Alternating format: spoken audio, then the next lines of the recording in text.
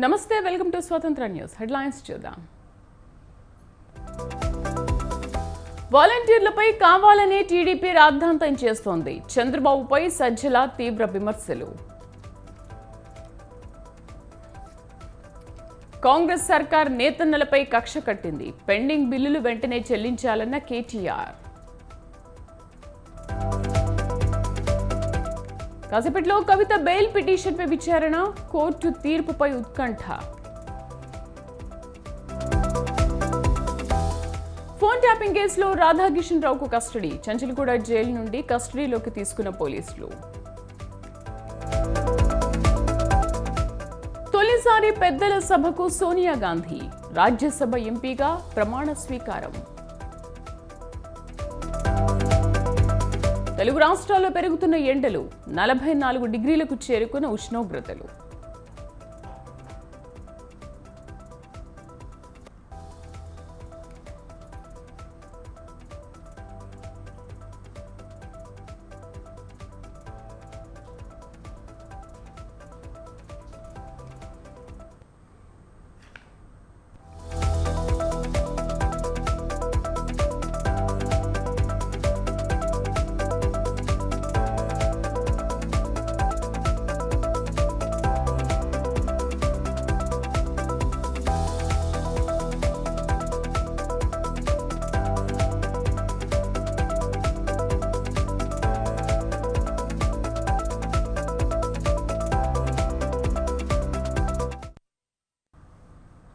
చిత్తూరు జిల్లాలో బస్సుల కోసం పడిగాపులు కాస్తున్నారు జనం. ఉన్న బస్సులన్నీ ఏపీ సీఎం జగన్ సభకు తరలి వెళ్తున్నాయని అంటున్నారు. పలమనేరు, కుప్పం, పొంగునూరు డిపోల నుండి గత 3 రోజులుగా బస్సులు లేక ప్రయాణికులు తీవ్ర ఇబ్బందులు ఎదుర్కొంటున్నారు. మండు టెండలో విద్యార్థులు సైతం బస్సుల కోసం అవస్థలు పడుతున్నారు. కర్ణాటక, తమిళనాడు సరిహద్దుల్లో ఉన్న పలమనేరు నుంచి వెళ్లే వలస కూలీలకు బస్సులు అందుబాటులో లేకపోవడంతో ఆగ్రహం వ్యక్తం చేస్తున్నారు. సభల కోసం ప్రైవేటు బస్సులు వాడుకోవాలి, కానీ ఇలా తమను ఇబ్బందులు పెట్టడం సరికాదని ప్రయాణికులు మండిపడుతున్నారు.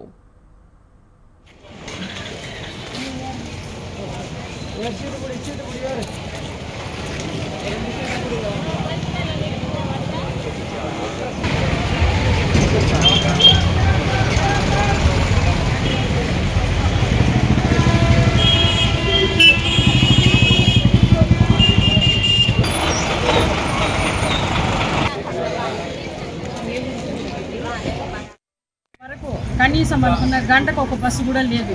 మరి ప్రయాణికులు పడుతున్న ఇబ్బందులు ఒక్కసారి గమనించండి. కనీసం దూర ప్రయాణాలు చేసే వాళ్ళకు కూడా ఎంత ఇబ్బంది అవుతుంది. గడపకు పోయే బస్సు కుప్పం డిపో బస్సు, అది ఎక్కడ పోయిందంటే తెలియదు, ఎక్కడ క్యాంపులు పోయింది అని అంటున్నారు. మరి ఇది ఎంతవరకు సబబము? ప్రయాణికులు ఎంత ఇబ్బంది పడుతున్నారు. ప్రభుత్వానికి ఇవన్నీ గుర్తురాదా? అసలు మీ సభలకు మీకు కావాలంటే ప్రభుత్వాన్ని ప్రాపర్టీని మీరు యూజ్ చేసుకోవడము, ప్రజలకు ఇబ్బంది కలగడము, ప్రజలకంతా కూడా ఈ విధంగా ఇబ్బందులు కలగడం ఇది మంచిది కాదని చెప్తున్నాం మేము. ఇప్పటి వరకు కనీసం అనుకున్న గంటకు ఒక బస్సు కూడా లేదు. మరి ప్రయాణికులు పడుతున్న ఇబ్బందులు ఒక్కసారి గమనించండి. కనీసం దూర ప్రయాణాలు చేసే వాళ్ళకు కూడా ఎంత ఇబ్బంది అవుతుంది.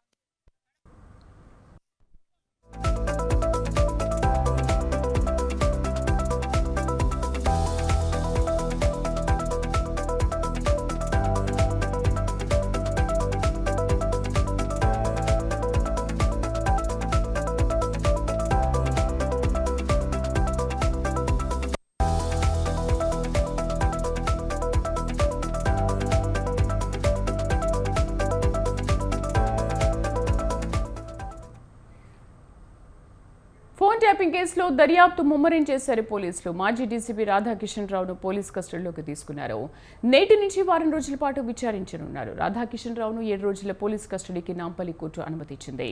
దీంతో చంచల్గూడ జైలు నుండి ఆయనను కస్టడీలోకి తీసుకున్నారు. రాధాకిషన్ రావుపై ఇప్పటికే అనేక ఫిర్యాదులు వచ్చాయి. కుకట్పల్లి పోలీస్ స్టేషన్లోనూ కేసు నమోదైంది. ఫోన్ ట్యాపింగ్లో కీలకంగా వ్యవహరించారని ఆయనపై ఆరోపణలు ఉన్నాయి. ఈ నేపథ్యంలో రాధాకిషన్ రావును 7 రోజుల పోలీస్ కస్టడీలో అనేక అంశాలపై కూపీ లాగనున్నారు పోలీసులు.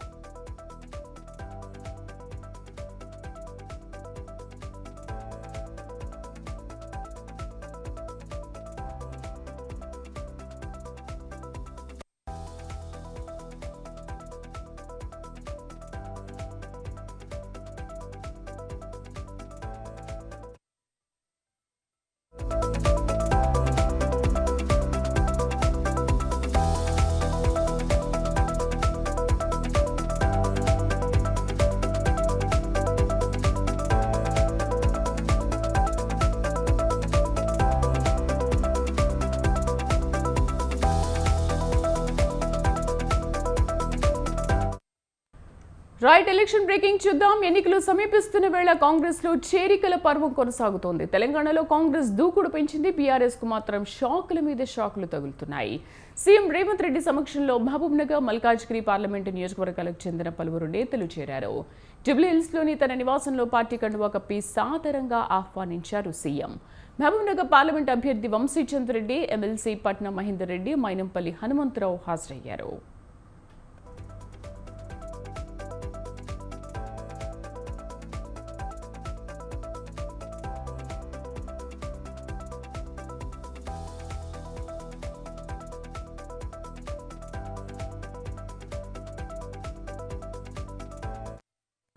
ఎన్నికలు సమీపిస్తున్న వేళ కాంగ్రెస్ లో చేరికల పర్వం కొనసాగుతోంది. తెలంగాణలో కాంగ్రెస్ దూకుడు పెంచింది. బీఆర్ఎస్ కు మాత్రం షాకుల మీద షాకులు తగులుతున్నాయి.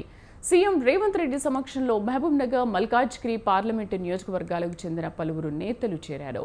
జూబ్లీహిల్స్ లోని తన నివాసంలో పార్టీ కండువా కప్పి సాదరంగా ఆహ్వానించారు సీఎం రేవంత్ రెడ్డి. మహబూబ్నగర్ పార్లమెంట్ అభ్యర్థి వంశీచంద్ర రెడ్డి, ఎమ్మెల్సీ పట్నం మహేందర్ రెడ్డి, మైనంపల్లి హనుమంతరావు ఈ కార్యక్రమానికి హాజరయ్యారు.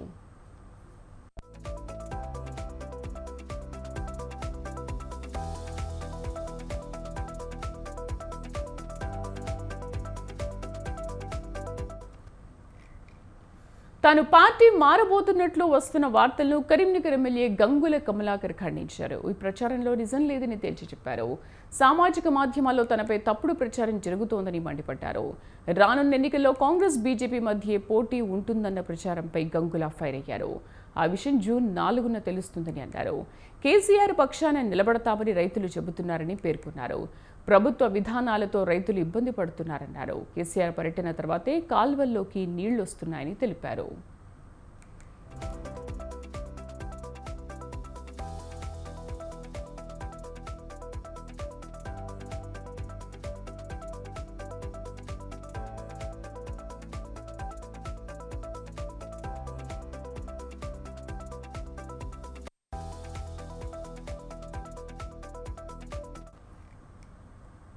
రైతులకు సాగునీరు అందించి వారిని ఆదుకోవాలని డిమాండ్ చేశారు మాజీ మంత్రి బాల్కొండ ఎమ్మెల్యే వేముల ప్రశాంత్ రెడ్డి.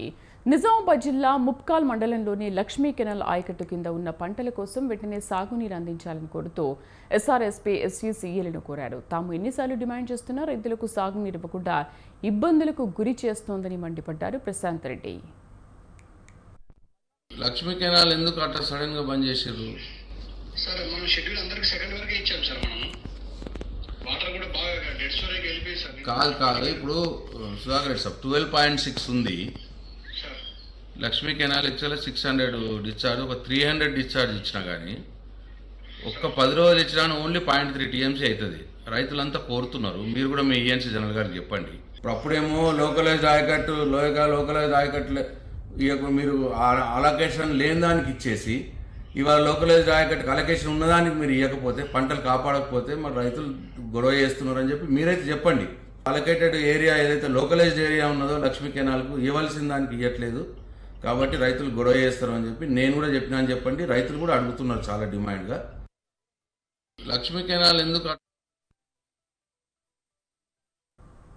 ఆదిలాబాద్ పార్లమెంటు నుంచి బరిలో ఉపాధ్యాయ వృత్తి నుంచి వచ్చిన వారు సై అంటే సై అంటున్నారు. ప్రధాన పార్టీలైన బీజేపీ, బీఆర్ఎస్, కాంగ్రెస్ అభ్యర్థులు ముగ్గురు రాజకీయాల్లోకి రాకముందు విద్యా బుద్ధులు నేర్పిన టీచర్లే. అయితే తాము చేస్తున్న ఉపాధ్యాయ ఉద్యోగానికి రాజీనామా చేసి రాజకీయాలకు ఎంట్రీ ఇచ్చారు. ఇప్పుడు ఆ ముగ్గురే పార్లమెంట్ ఎన్నికల బరిలో విజయం కోసం కాలు దువ్వుతున్నారు.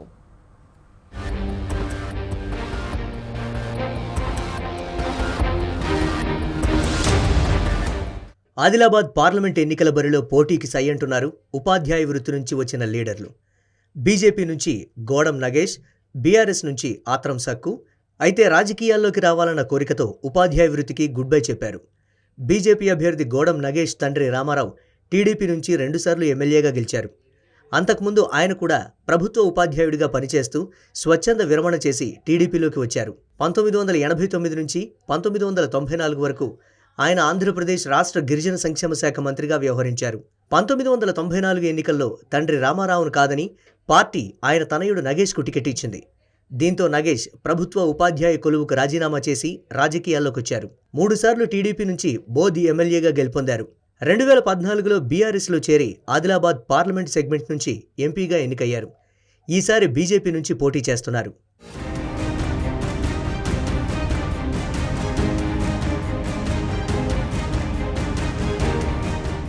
ఇక బీఆర్ఎస్ అభ్యర్థి ఆత్రం సక్కు కూడా 1983 నుంచి 2008 వరకు ప్రభుత్వ ఉపాధ్యాయుడిగా పనిచేశారు. స్వచ్ఛంద పదవీ విరమణ చేసి కాంగ్రెస్లో చేరిన ఆయన 2009 ఎన్నికల్లో ఆసిఫాబాద్ ఎమ్మెల్యేగా గెలుపొందారు. ఆ తర్వాత 2014లో కాంగ్రెస్ నుంచి పోటీ చేసి బీఆర్ఎస్ అభ్యర్థి కోవా లక్ష్మీ చేతిలో ఓడిపోయారు. 2018లో కాంగ్రెస్ నుంచి పోటీ చేసి ఎమ్మెల్యేగా రెండోసారి ఎన్నికయ్యారు. ఆ తర్వాత బీఆర్ఎస్లో చేరారు. ప్రస్తుతం పార్లమెంట్ అభ్యర్థిగా బీఆర్ఎస్ నుంచి పోటీలో నిలిచారు. ఆదిలాబాద్ పార్లమెంటు పరిధిలోకి వచ్చే 7 నియోజకవర్గాల్లో ఆదివాసీ సామాజిక వర్గానికి చెందిన ఓట్లు అధికంగా ఉండటం, ఇప్పటికీ 2 సార్లు ఎమ్మెల్యేగా గెలవడం, గిరిజనుల్లో మంచి పేరుండడంతో అధిష్టానం ఆత్రం సక్కును బరిలో దించింది.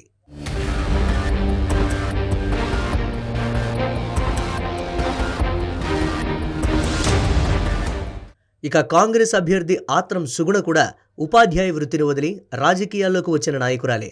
2008 నుంచి ప్రభుత్వ ఉపాధ్యాయురాలుగా పనిచేస్తున్న సుగుణ 13 ఏళ్ల సర్వీస్ ఉండగానే టీచర్ కొలువును పక్కన పెట్టి రాజకీయాల్లోకి వచ్చారు. ఇటీవలే స్వచ్ఛంద విరమణ చేసి కాంగ్రెస్ తీర్థం పుచ్చుకొని ఎంపీ టికెట్ పొందారు. గత కొంతకాలంగా పార్లమెంట్ ఎన్నికల్లో పోటీ చేసేందుకు ఆసక్తి చూపారు ఆత్రం సుగుణ. పలు గ్రామాల్లో పర్యటిస్తూ ప్రజలకు చేరువయ్యే కార్యక్రమాలు చేపట్టారు. ఇందులో భాగంగా 7 నియోజకవర్గాల పరిధిలోని హస్తం పార్టీ నేతలతో కూడా సమావేశాలు నిర్వహిస్తూ వచ్చారు. అయితే ఈ టికెట్ కోసం మరికొందరు పోటీ పడ్డప్పటికీ చివరి నిమిషంలో సుగుణ అభ్యర్థిత్వానికే కాంగ్రెస్ హైకమాండ్ ఆమోదముద్ర వేసింది. మరి ఈ ముగ్గురిలో విజయం ఎవరిని వరిస్తుంది? ఏ పార్టీ జెండా రెపరెపలాడనుందో తెలియాలంటే ఎన్నికల ఫలితాల వరకు వేచి చూడాల్సిందే.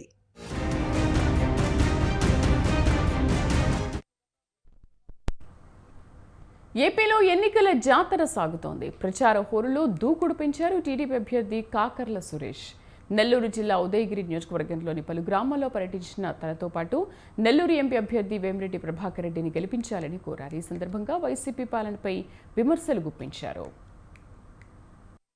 18 సంవత్సరాల నుంచి వాళ్ళకు నెలకు 1500 రూపాయలు మన పెన్షన్ వస్తుంది కదా, ఆ పెన్షన్ అందరికీ కూడా రావడం లేదు, మన మొహంలో రావడం లేదు.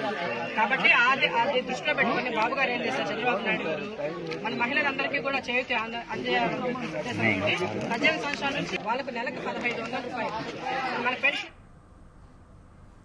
హెచ్ఎండిఏ మాజీ డైరెక్టర్ శివబాలకృష్ణ కేసులో కీలక పరిణామం చోటు చేసుకుంది. హెచ్ఎండిఏ మాజీ డైరెక్టర్ శివబాలకృష్ణ చెంచల్గూడ జైలు నుంచి రిలీజ్ అయ్యారు. నాంపల్లి ఏసీబీ కోర్టు షరతులతో కూడిన బెయిల్ హెచ్ఎండిఏ మాజీ డైరెక్టర్ శివబాలకృష్ణకు మంజూరు చేసింది. దీంతో జైలు నుంచి విడుదలయ్యారు. అయితే దేశం విడిచి వెళ్లొద్దంటూ నాంపల్లి ఏసీబీ కోర్టు ఆదేశించింది. ఏసీబీ విచారణకు సహకరించాలని తెలిపింది. షరతులతో కూడిన బెయిల్ హెచ్ఎండిఏ మాజీ డైరెక్టర్ శివబాలకృష్ణకు మంజూరు చేసింది. అతనితో పాటు అతని సోదరుడు శివ నవీన్ కూడా విడుదలయ్యారు.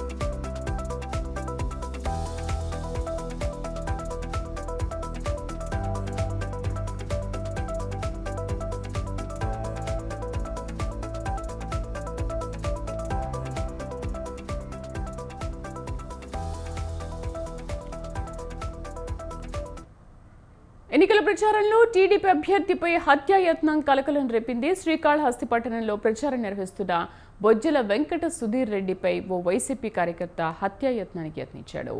సెల్ఫీ ఫోటో పేరుతో సుధీర్ రెడ్డితో కరచాలనం చేయాలని ప్రయత్నించాడు. వెంటనే అతన్ని టీడీపీ నాయకులు కార్యకర్తలు సంఘటితంగా అడ్డుకొని అతని చేతిలో ఉన్నటువంటి కత్తిని లాగేశారు. అనంతరం విచారణ నిమిత్తం 2 టౌన్ పోలీస్ స్టేషన్లో అప్పగించారు టీడీపీ శ్రేణులు.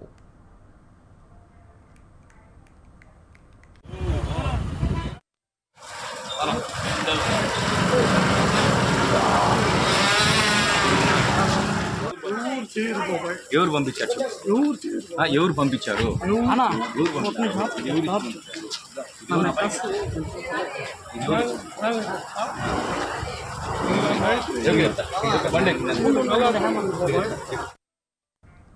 ఎన్నికల ప్రచారంలో టీడీపీ అభ్యర్థిపై హత్యాయత్నం కలకలం రేపింది. శ్రీకాళహస్తి పట్టణంలో ప్రచారం నిర్వహిస్తున్న బొజ్జల వెంకట సుధీర్ రెడ్డిపై ఓ వైసీపీ కార్యకర్త హత్యాయత్నానికి యత్నించాడు.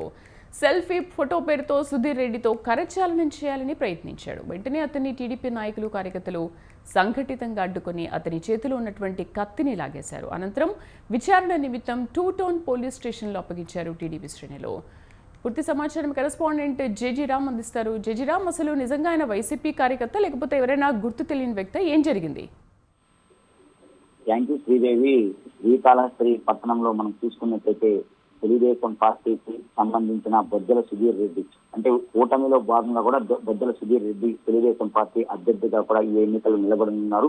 అయితే ఈ నేపథ్యంలో స్థానికంగా ఉన్నటువంటి 5వ వార్డులో ఆయన ఇంటింటా ప్రచారం చేస్తున్నారు. ప్రచారం చేస్తున్నటువంటి నేపథ్యంలో ఒక వ్యక్తి ప్రచారంలో లోనికి వచ్చి సుధీర్ రెడ్డితో సెల్ఫీ తీసుకోవాలనుకున్నటువంటి సమయంలో కూడా ఆయన జేబులో ఉన్నటువంటి ఒక కత్తిని, అంటే ఒక నైఫ్ ని అక్కడ ఉన్నటువంటి కార్యకర్తలు నాయకులు గుర్తించారు. గుర్తించిన వెంటనే సుధీర్ రెడ్డి దగ్గరికి వెళ్ళనీయకుండా అతన్ని నిరోధించారు. అతన్ని చాకచక్యంగా అతని దగ్గర ఉన్నటువంటి కత్తి తీసుకుని అతన్ని దగ్గరలో ఉన్నటువంటి 2వ పట్టణ పోలీస్ స్టేషన్ లో కూడా విచారణ నిమిత్తం హాజరుపరచడం జరిగింది. అతను వైఎస్ఆర్ కాంగ్రెస్ పార్టీకి సంబంధించినటువంటి వ్యక్తి, లేకపోతే తెలుగుదేశం పార్టీకి సంబంధించిన వ్యక్తి, ఎక్కడి నుంచి వచ్చారు, అసలు హత్యాయత్నం ప్రయత్నానికి ఏమన్నా యత్నించాడా లేదా అనేటువంటిది పోలీసుల విచారణలో పూర్తిగా కూడా తేలాల్సినటువంటి విషయం అయితే ఉంది. అంటే మొదటి నుంచి కూడా వైఎస్ఆర్ కాంగ్రెస్ పార్టీ, తెలుగుదేశం పార్టీకి సంబంధించినటువంటి నాయకులు ఎలక్షన్ కోడ్ వచ్చినప్పటి నుంచి కూడా తమ ప్రచారాల్లో బిజీగా ఉన్నటువంటి నేపథ్యంలో ఇటువంటి సంఘటన చోటు చేసుకోవటం నగర ప్రజల్లో కూడా భయాందోళనకు గురైనటువంటి పరిస్థితి కనపడుతుంది. అంటే ఇవాళ సుధీర్ రెడ్డిపై జరిగినటువంటి ఈ యొక్క దాడి ఏదైతే ఉందో దీనికి సంబంధించి అక్కడ ఉన్నటువంటి నాయకులు కావచ్చు, కార్యకర్తలు కావచ్చు, ఆ యొక్క నైపుని తీసుకొచ్చినటువంటి వ్యక్తిని పూర్తిగా నిరోధించి స్థానిక 2వ పట్టణ పోలీస్ స్టేషన్ కూడా అప్పగించడం జరిగింది. ఇక్కడ పోలీసులు విచారణలో అతను ఎవరు, ఎందుకు వచ్చాడు, సుధీర్ రెడ్డి మీద నిజంగానే దాడి చేయాలనేటువంటి ప్రయత్నం అయితే చేశాడా ఏంటి అనేటువంటిది పూర్తిగా కూడా పోలీసుల విచారణలో కూడా తేలాల్సినటువంటి పరిస్థితి కనపడుతుంది.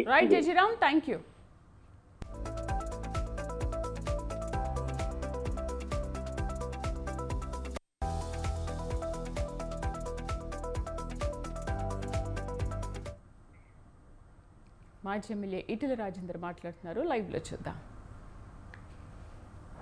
మా కంట్రోల్మెంట్కి ఇంకా పార్టీకి కూడా సంబంధం లేదు. దేనికో నేను తప్పకుండా ఈ దఫా దేశ ప్రజలకైతే నరేంద్ర మోడీ గారిని మూడోసారి ప్రధానమంత్రి కావాలని కోరుకుంటున్నారో కంట్రోల్ సంపూర్ణంగా కోరుకుంటున్నారు. వీళ్ళు ఎక్కడ శేషమిషన్ లేవు. మరో వాదానికి, మరో ఆలోచనకి ఆస్కారం లేదు. ఇది వాళ్ళ అంతరంగం. ఇవాళ నేను పొద్దున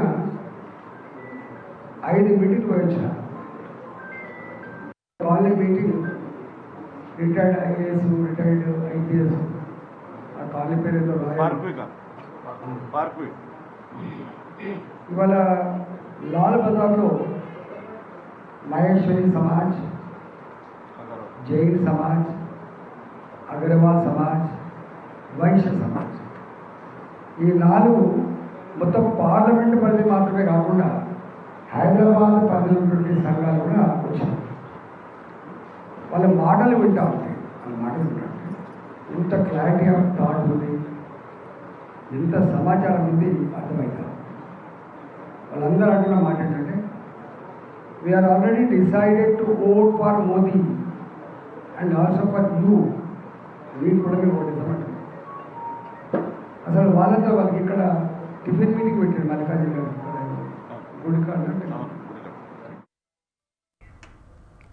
కర్ణాటకలో బోరుబావిలో పడ్డ సాత్విక్ అనే బాలుడు ఎట్టకేలకు సురక్షితంగా బయటపడ్డాడు. 18 గంటల పాటు రెస్క్యూ ఆపరేషన్ కొనసాగించి బాలుడిని బయటకు తీశారు. అనంతరం అత్యవసర చికిత్స కోసం బాలుడిని హుటాహుటిన ఆసుపత్రికి తరలించారు.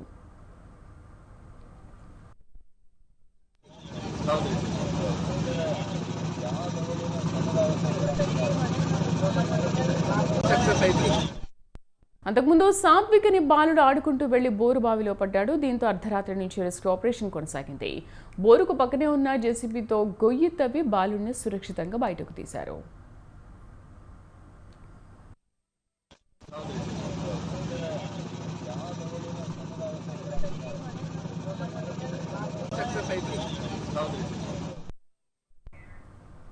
ఇది బులెటిన్ విశేషాలు. నమస్తే.